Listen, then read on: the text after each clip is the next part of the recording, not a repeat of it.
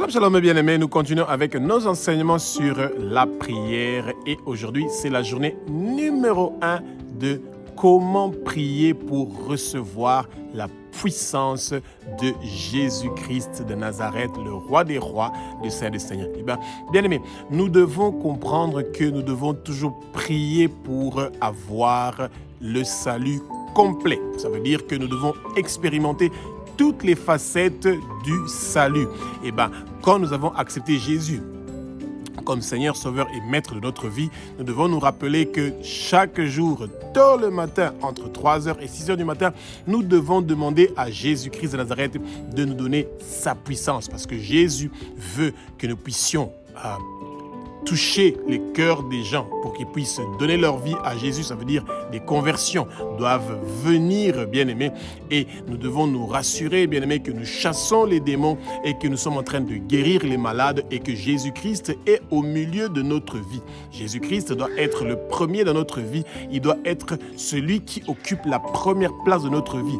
Malheureusement, de nos jours, les téléphones, les télévisions, les tablettes, la sexualité, les divertissements, le sport sont devenus au milieu de notre vie. Ça a occupé notre vie. Jésus, on l'a fait sortir de notre église, on l'a fait sortir de notre corps, et nous avons laissé la place à d'autres choses qui amènent pas la puissance. C'est dans la parole de Jésus-Christ de Nazareth qu'il y a la puissance, bien-aimée.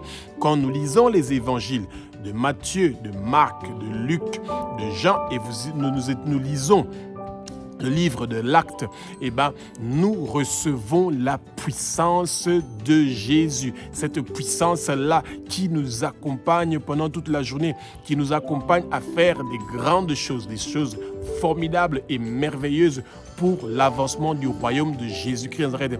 Et nous recevons la puissance de Jésus plus nous sommes en train de l'utiliser. Jésus nous a donné des talents, il nous a donné des dons.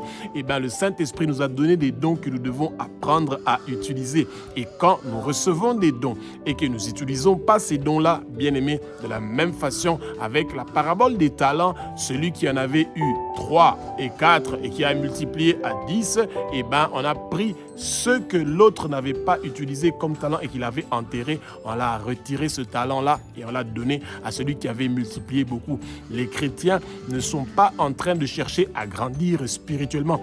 Ils restent au même niveau. Tous les jours, ils restent des bébés spirituels qui veulent boire le lait au lieu de manger la nourriture solide, bien-aimée.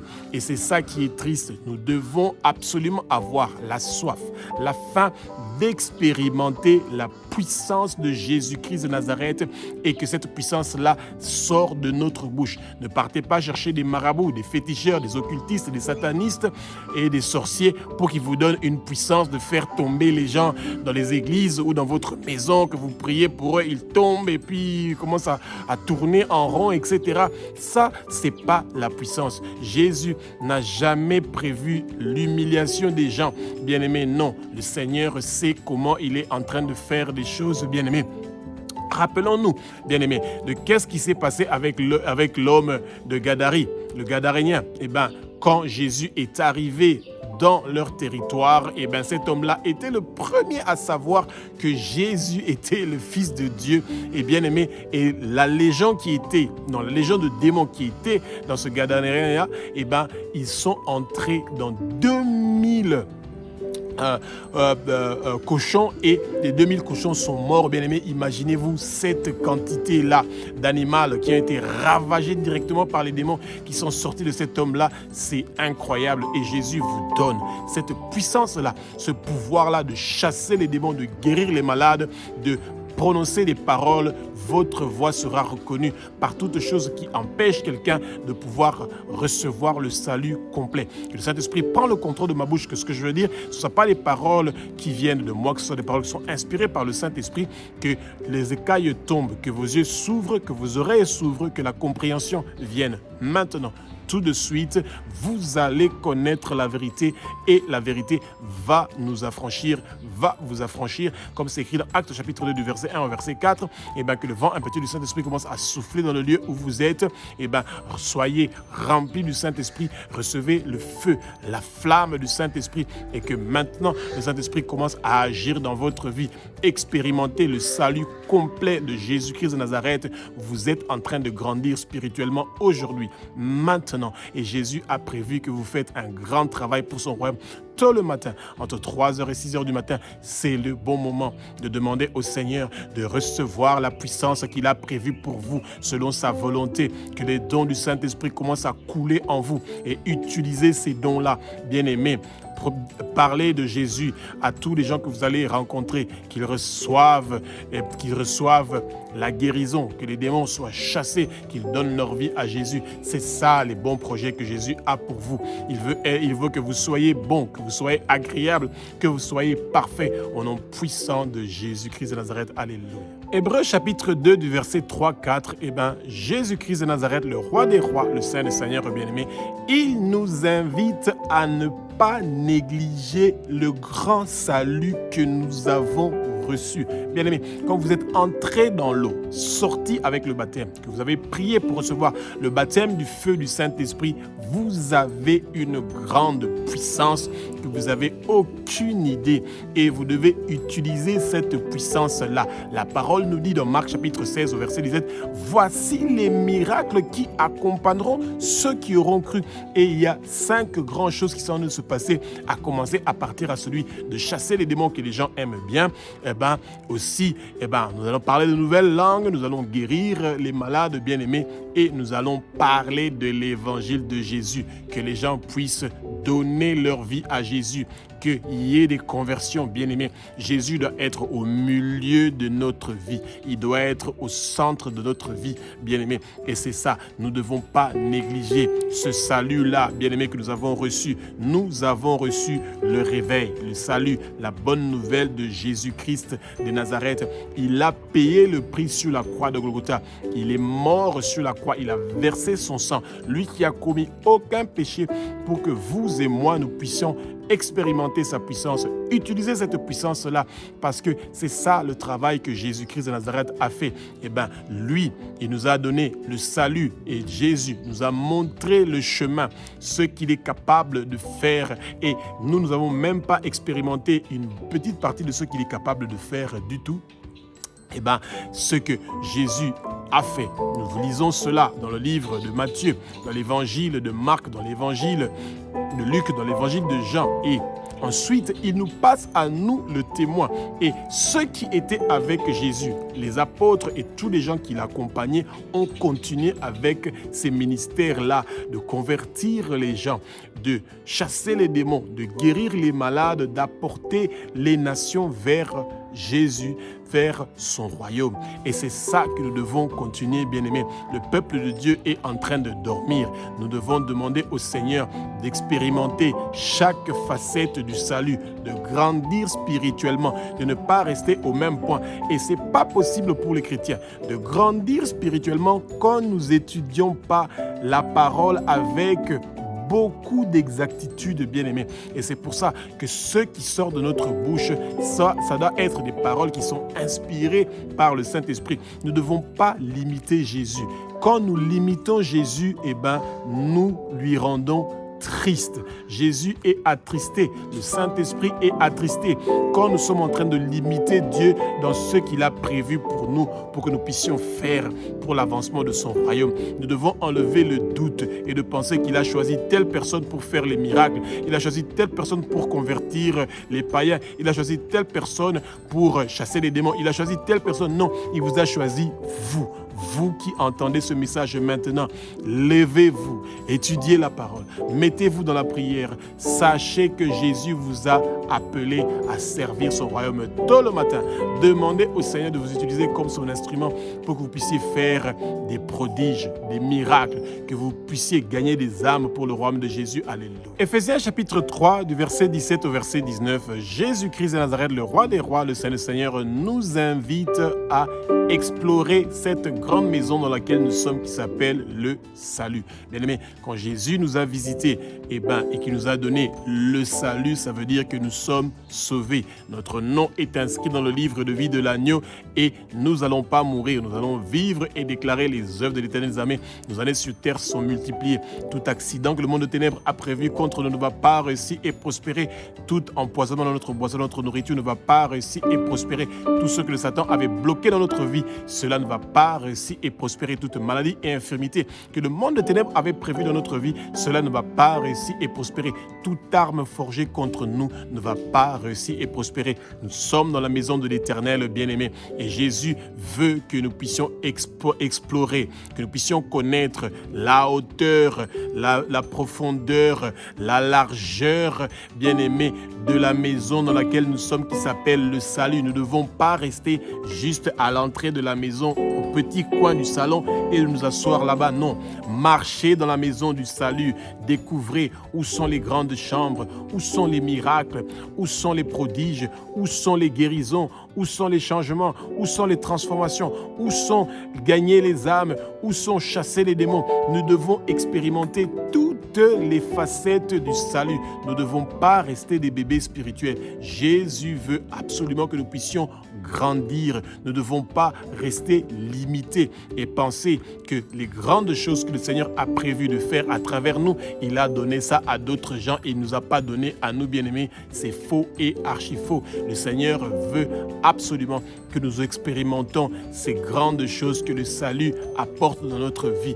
Abba, notre Père qui est aux cieux, notre Dieu, notre Roi, au nom puissant de Jésus-Christ de Nazareth, que toi tu as resté des morts selon les Saintes Écritures, nous voulons aujourd'hui, maintenant, expérimenter la grandeur du salut que tu nous as donné, que nous puissions être capables de pouvoir travailler pour la conversion des gens, que nous puissions faire des miracles à travers ton nom, que nous puissions chasser des démons à travers ton nom.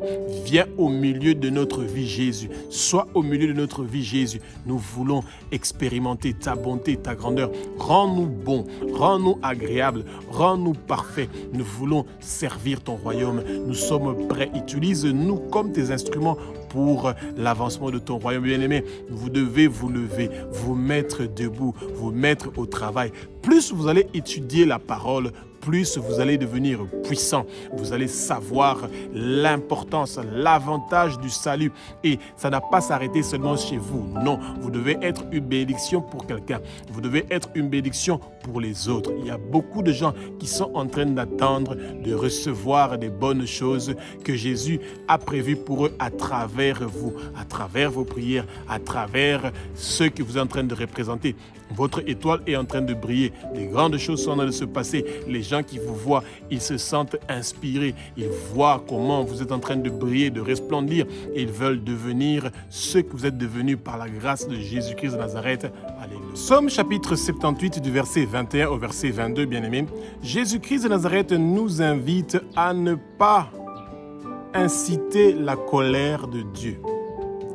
Dieu se fâche quand nous, les êtres humains, nous lui donnons des limites, que nous jugeons qu'il n'est pas capable de faire certaines choses, bien-aimés. Non.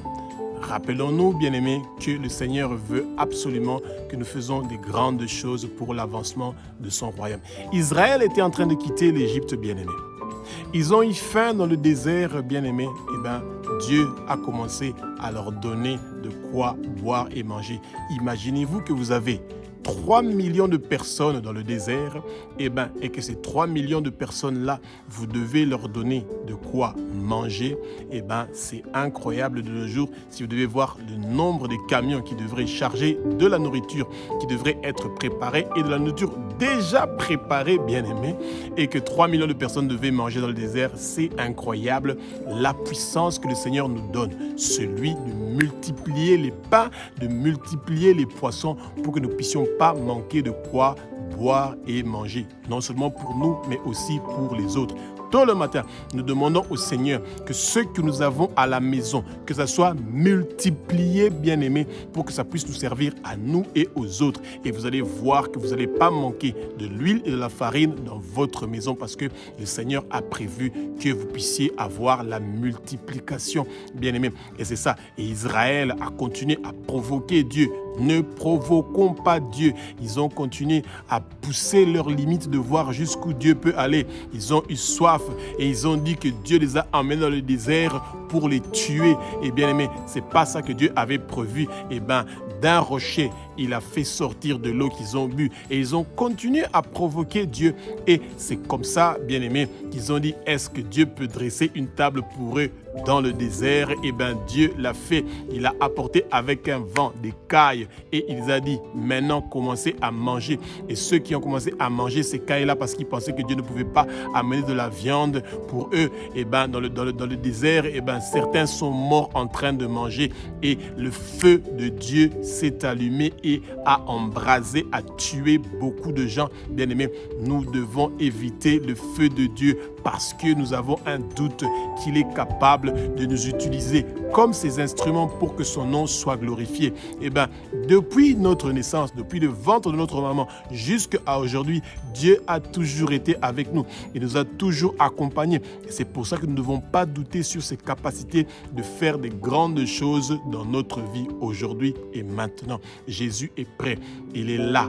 Et nous devons utiliser cette puissance-là que Jésus nous a donnée à travers sa mort sur la croix de Golgotha. Il a fait un travail complètement complet, parfaitement parfait, dans tous les aspects et dans tout le respect. Et il a reçu le nom qui est au-dessus de tous les noms. Et c'est pour ça que ayez la confiance que vous avez aujourd'hui. Maintenant, la puissance de guérir les malades, de gagner les âmes, de chasser les démons.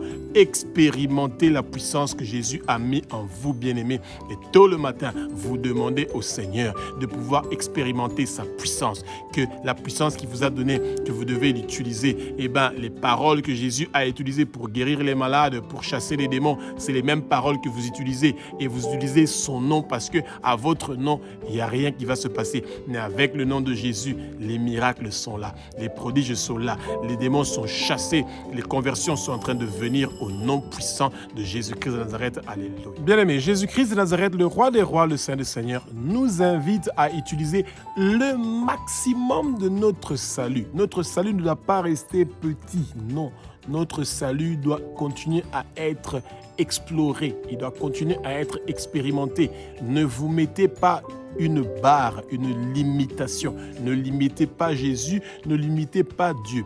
Depuis que Dieu a fait sortir Israël de l'Égypte, le jour de la Pâque où l'agneau a été immolé, jusqu'à ce que chaque tribu israélite est arrivée dans la région que le Seigneur avait prévue pour les 12 tribus bien-aimées, il y a des grandes choses qui se sont passées et tout ça fait partie du salut. Tous les prodiges que Moïse a fait devant Pharaon et que l'Égypte a vécu, tous les prodiges, bien-aimés, ça fait partie du salut. C'est des choses que Jésus nous montre à travers sa parole, que nous sommes capables de le faire. Avec nos paroles, avec nos prières, nous pouvons changer que l'eau devient du sang. Nous pouvons aussi faire toutes les autres choses qui se sont passées en Égypte, bien-aimés. Nous pouvons dire que cette eau s'ouvre et que nous puissions marcher à sec. Ayez la foi. Celui qui a le doute qu'il n'est pas capable de faire ces choses-là, et c'est parce qu'il est en train de limiter Dieu.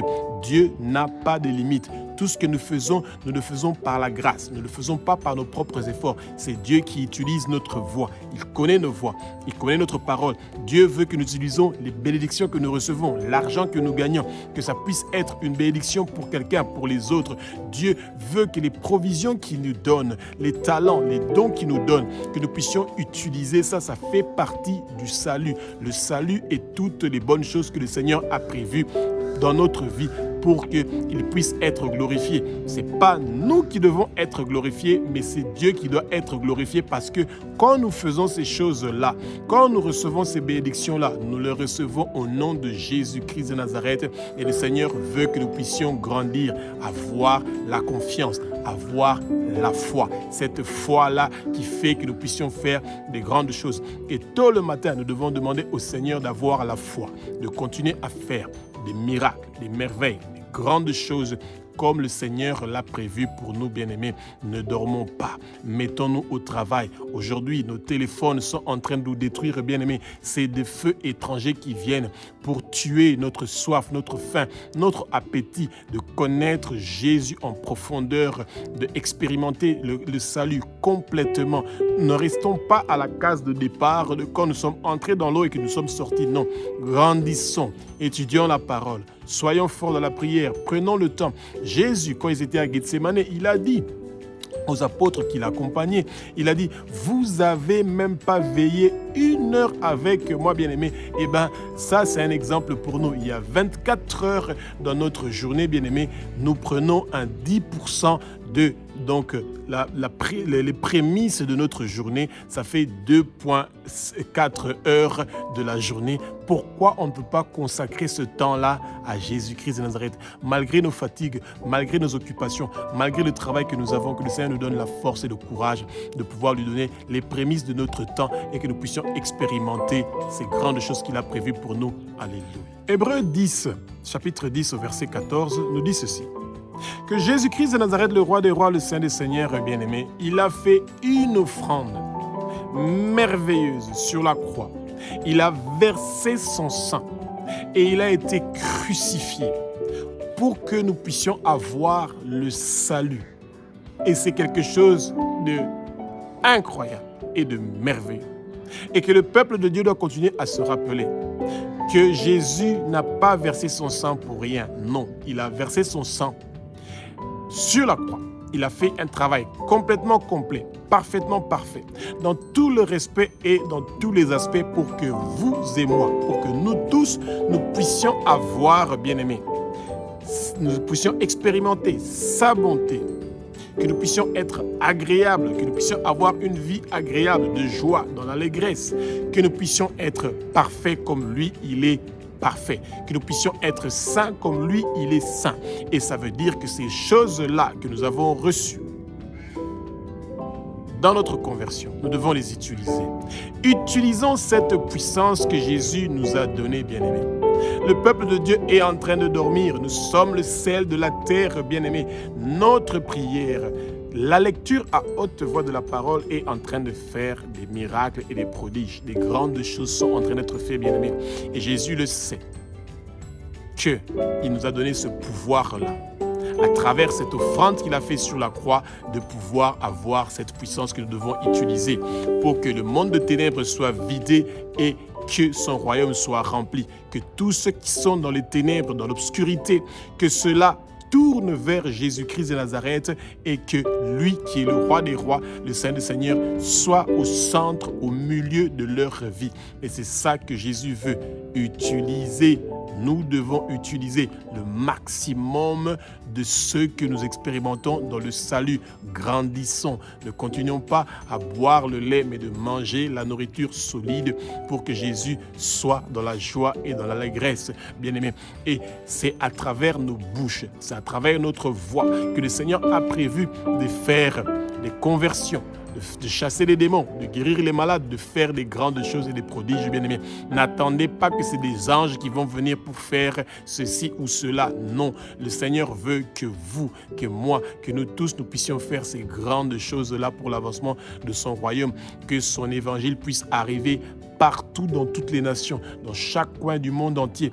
Utilisons notre voix qui est une puissance qui part et qui part. Ce vent-là qui sort de nos bouches, ces paroles qui sortent de nos bouches sont des missiles balistiques intercontinentaux qui sont en train de partir pour aller détruire le travail que le monde de ténèbres est en train de faire pour empêcher le peuple de Dieu de pouvoir recevoir l'évangile, la bonne nouvelle. Bien-aimés, Jésus revient bientôt et il veut que toutes les nations reçoivent son évangile, sa parole, pour qu'il puisse revenir. Et bien aimé, quand vous regardez ce qui se passe dans le monde de nos jours, eh bien, Jésus doit revenir, bien aimé, parce que le temps est arrivé. Et c'est ça que nous devons demander au Seigneur, que ces choses puissent se passer. Lisons Matthieu chapitre 24, verset 14. Eh bien, la fin du monde, le retour du Mashiach va se faire quand toutes les nations vont recevoir sa parole. Et nous devons prier, bien aimé, que toutes les nations reçoivent la parole de Jésus-Christ de Nazareth. Comme ça,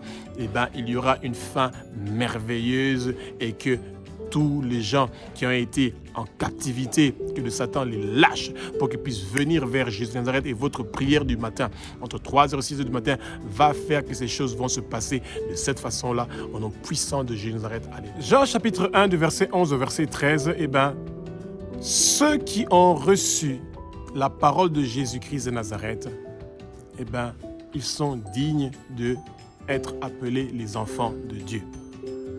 Et c'est ça que le Seigneur veut, bien-aimé, que le peuple de Dieu puisse se rappeler que parce que nous sommes les enfants de Dieu, le Seigneur nous a fait cette grâce-là de faire des choses qui sont formidables. Nous avons vu ce que notre Père Jésus-Christ de Nazareth a fait dans l'évangile de Matthieu, de Marc, de Luc, de Jean. Et nous devons copier ce que notre Père Jésus a fait, bien-aimé, parce que nous sommes ses enfants. Nous avons reçu cet héritage-là de faire des merveilles. Bien-aimé, que Jésus retourne au centre de notre vie, que Jésus retourne dans nos églises. Quand vous regardez, la parole a quitté nos églises, bien-aimés. C'est le feu étranger qui est en train de venir. On nous présente maintenant l'évangile que les gens veulent présenter. Ce n'est pas ça l'idée. L'idée est celui que nous devons avoir cette bonté, nous devons être agréables, nous devons être parfaits et que nous devons continuer, bien-aimés, à prier tous les jours pour qu'un changement, une transformation se passe dans la vie de nos frères et nos sœurs et que quelque chose de grand puisse venir dans notre vie et que nous puissions avoir, bien-aimés, l'utilisation maximum du salut que nous avons reçu. Utilisons cette puissance-là que nous avons reçue en devenant des enfants de Dieu, parce que nous sommes les enfants de Jésus. Nous avons une puissance en nous que nous devons utiliser, que nous devons explorer, que nous devons exploiter. Que cette puissance que nous avons ne puisse pas dormir au nom puissant de Jésus-Christ de Nazareth. Alléluia. Éphésiens chapitre 2, verset 8.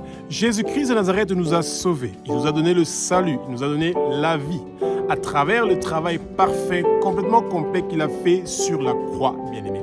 Et ce travail-là ne doit pas s'arrêter sur nous en tant qu'une personne. Non, Jésus veut qu'à travers nous, que ce travail qu'il a fait sur la croix continue et que ça puisse arriver vers les nations, vers ceux qui n'ont pas encore entendu la parole, bien-aimé. Mais quand les chrétiens, ils sont contents avec leur vie et qu'ils pensent que c'est leur pasteur qui doit faire le travail, les prophètes, les apôtres, les docteurs, les enseignants, les évangélistes, quelle erreur, bien-aimé. Le Seigneur veut vous utiliser, vous, aujourd'hui. Utilisez la puissance qu'il vous donne. Par la grâce, vous avez été sauvés. Et c'est par cette même grâce-là, du travail que Jésus a fait sur la croix, que beaucoup de gens vont recevoir l'évangile partout dans le monde entier. Et ça va permettre à Jésus-Christ de Nazareth de revenir pour nous chercher. Jésus est là. Il veut vous utiliser, vous, pour que ceux qui sont perdus puissent venir vers lui. Utilisons le maximum du salut, bien-aimé. Et c'est ça que Jésus nous donne la force et le courage, bien-aimé. Continuons à prier, continuons à implorer le nom de Dieu, qu'il se rappelle de ceux qui sont perdus, qu'il se rappelle de ceux qui sont dominés par les démons, qui se rappellent de ceux qui sont en train d'être traumatisés, torturés par les maladies. C'est à travers vos prières, c'est à travers vos paroles, en lisant l'évangile à haute voix que quelque chose va se passer, qu'il y aura des changements et des transformations. Et Jésus a prévu de faire des bonnes choses, des grandes choses pour l'avancement de son royaume et il vous utilise vous. Il m'utilise moi et il est en train de continuer à nous utiliser d'une façon puissante pour continuer à faire des choses qui sont formidables et merveilleuses. Aujourd'hui, nous avons la paix et la tranquillité. Nous avons la victoire, bien-aimés. Nous avons le triomphe par le nom de Jésus-Christ de Nazareth, le roi des rois, le Saint des seigneurs. Celui qui a reçu le nom au-dessus de tous les noms, il est le même, hier, aujourd'hui et éternellement. Et il continue à faire des grandes choses pour que son peuple soit délivré, pour que son peuple puisse être dans la joie et dans l'allégresse, que tout esprit d'inquiétude et d'anxiété nous quitte, que tout esprit de peur, que nous allons avoir la défaite, que nous allons travailler pour Jésus, que cela soit lié, enchaîné, déraciné de notre vie et jeté au feu au nom puissant de Jésus.